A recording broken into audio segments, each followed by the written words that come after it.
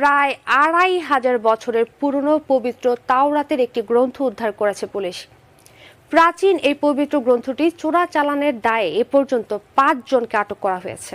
চোরাচালানিদের কাছ থেকে প্রায় ২৫০০ বছর আগের একটি প্রাচীন তাওরাত গ্রন্থ উদ্ধার করেছে তুরস্কের উত্তরাঞ্চলীয় শামসুন প্রদেশের পুলিশ। একটি সংঘবদ্ধ অপরাধী চক্র কিছু ঐতিহাসিক প্রত্নতাত্ত্বিক নিদর্শন পাচার করছে বলে খবর পাওয়ার পর পুলিশ ওই চক্রকে ধরতে অভিযান চালায়। অভিযানের এক পর্যায়ে প্রদেশের জানিক শহরের উপকণ্ঠে দুটি ব্যক্তিগত গাড়িতে তল্লাশি চালানো হয়।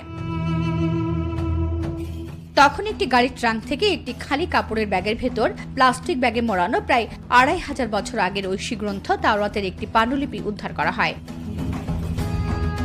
সোনালী রঙের ১৯ পৃষ্ঠার গ্রন্থটি একটি চামড়ার বাক্সে সুরক্ষিতভাবে আটকানো ছিল। ঐতিহাসিক এই ঐশী গ্রন্থ চোরাচালানের দায়ে এ পর্যন্ত ৫ জনকে আটকের কথা জানিয়েছে তুরস্কের পুলিশ। নবী হযরত মুসা আলাইহিস সালামের উপর তাওরাত নাজিল হয়েছিল। হযরত মুসা আলাইহিস সালাম তার ভাই হযরত হারুন আলাইহিস সালামকে নিয়ে বনি ইসরায়েল জাতির মধ্যে এই তাওরাতের বাণী প্রচার শুরু করেন।